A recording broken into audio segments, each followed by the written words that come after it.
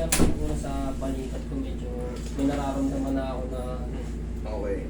Sige. pagkalakad ko sumasakit. Tapos yung siko ko pag in-strike ko itong kaliwat kanan ko, masakit dito. Tumataas po ba yung uric mo? Hindi ka pa nakapagpa-blood chem? Sumakit ba minsan? Sumasakit ba minsan yung ganito Ganito mo? ko, sir. Tsaka dyan? Isa yan. Kumbaga, isa yan sa mga indikasyon. Pero hindi pa tayo sure yan.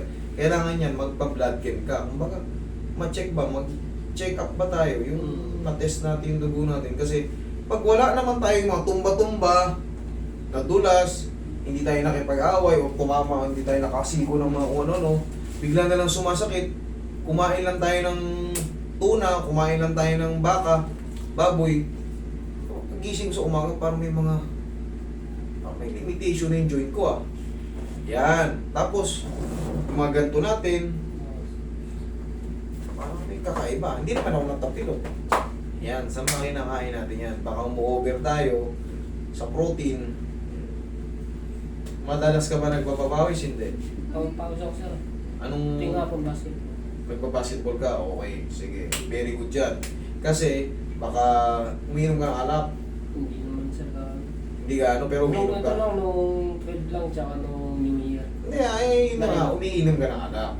Eh, pares tayo. Hindi, I mean, kasi, isa rin kasi yun sa ano baka pagkagising natin, nung uminom tayo, yun nga yun, kaya ako sinasabi yan kasi nga, yung alak, beer, nakakadagdag yan ng uric acid. Okay? Yung sa'yo kasi, meron ka bang history na matumba-tumba? Yung dudulas, ano? Basta na lang sumasakit yung mga joint-joint mo. Ito, sir, may history ito, sir, na dati na-injured ako sa basket. Pero ngayon, dalawa kasi sila kapag in-strike ko na ganyan masakit yung joint dito. Kahit ganyanin lang, no? Ay, doon, magpaano ka, ha? Tapos pala, sir, itong balakang ko, sir, pag naglalakad lang ako, kahit siguro dito hanggang kanto lang, sumasakit itong balakang ko na ito. Sumasakit pa rin. Yung alay na masakit siya. Alam niyo yung mga, yun nga, yung sa uric kasi, joint ang sinisira niyan. Joint. Magpaano ka rin ha, magpa-test ka na, magpa-blood chem ka, para malaman mo kung ano yung tumataas sa'yo. Tapos,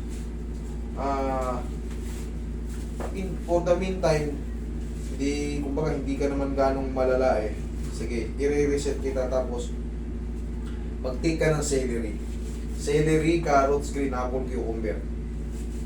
Sa tulong na adjustment tapos medication sa hindi naman hindi naman medication, kumbaga parang herbal natin iti-take. For sure, ano tayo? Yun kasi ang magbabaklas niyan. Yung mga joint-joint yung sumasakit. Kasi wala naman siyang dahilan na sumakit Hindi naman siya na Doon meron, ito hindi Walang dahilan. Kumbaga pag-gising lang. Yan na kagad. Baka tumataas yung uric nyo. Talagang medyo iinda-inda yung mga joint natin. Pero inaalog-alog lang naman yan. Inaalog-alog lang. Tapos hindi pupuruan sa mga haplos. Adjustment na parang basta yanig-yanigin lang yan. Basta yung marunong yung magyayanig Tsaka dito, pag mataas ang uric nyo, pinaalalayan ko ng massage. Parang ano lang, parang haplos baby lang. Namamassage siya pero haplos baby lang. Ganun ang diskarte sa mataas ang uric. Hindi totoo yun, may naglabas ng video dyan na ganito rin kagaya sa akin. Dinudurog niya yung uric crystal. Kaya maniniwala ro. Mapipilay lang kayo ro.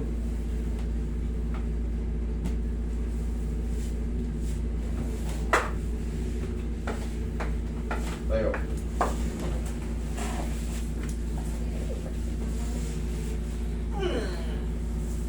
Ikaw ang patihaya.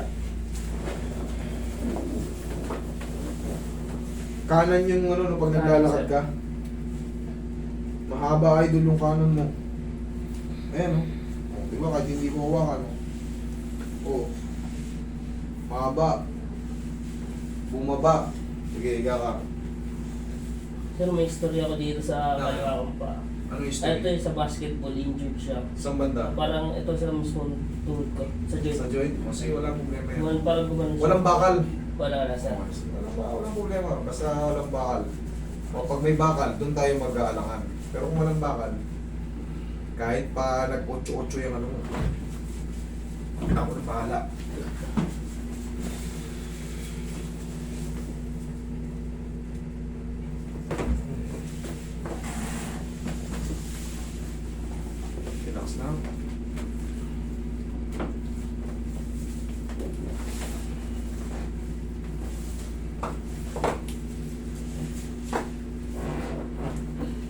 kasi nararamdaman ko lang yan sa ano, nung nag-Saudi ako. Nakauwi ko lang rin kasi. Nung di pa ko maalis, wala na yung mga yan eh. Tignan mo yun. Okay na. Patay na. Ayun na, oh. Kanina. Yan, oh, ganyan, oh. Oh. Patay na. Oh, pagilid. Kaya natin yan. Kahit siya nang humaba, angatakin ko pa rin yan. Bakit? Master, ang haba ng ano, inatak ko pa, di lalong haba yun. Akala nyo lang yun. Pero yung joint niya, bumabalik yung pag ginalaw mo. Sumalala ng konti yun, kaya pag naglalakad siya, naiirita. Sakit ah. Hinahatak talaga yun kasi walang, hindi ko may babalik ng hawakan mo yung panya. Igaganon ko. Hindi, ibabalik yun. May pectus akong ginagawa doon. Dudulas yung parang kasi nakadesenyo talaga yun. Yung head femur, nakadesenyo talaga yun doon. Doon at babalik yun pag pinihit ko. Okay, tapat. Pagit lang.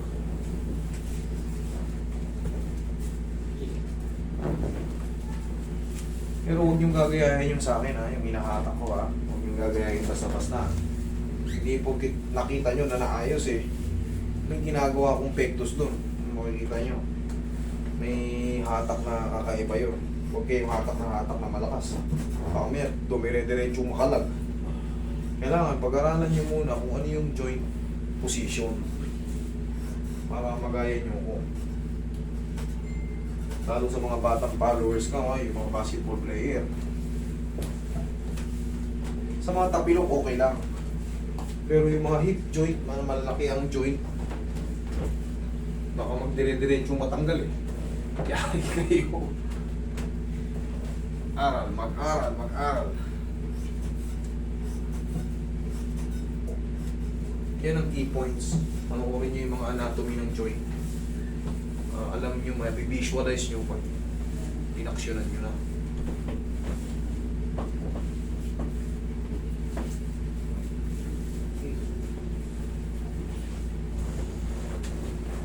Kaya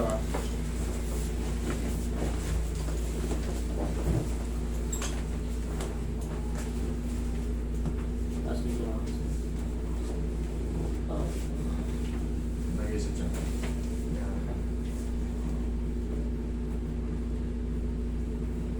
Relax lang. Inhale. Exhale.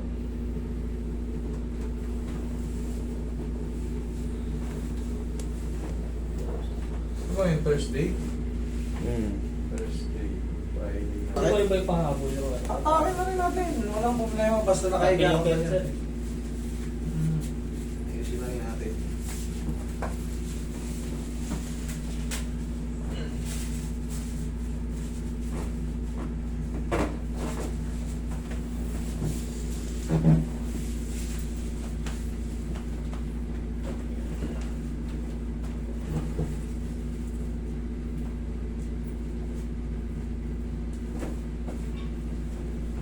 Ito yung nata ko na ito.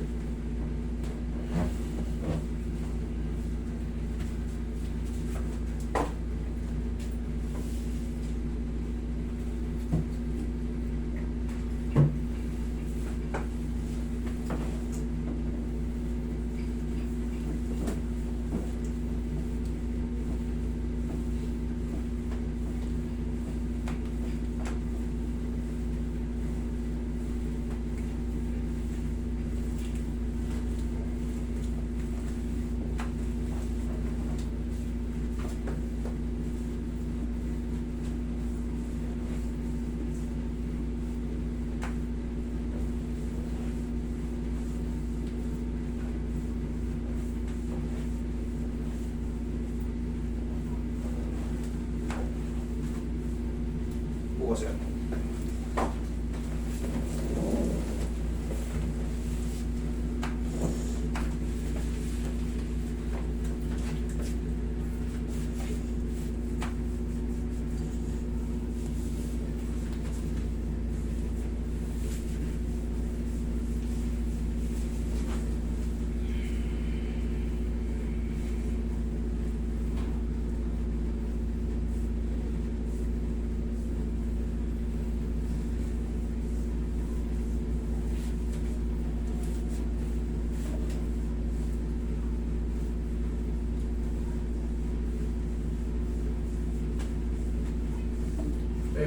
Koroy. Pau. Walang aw sa pau.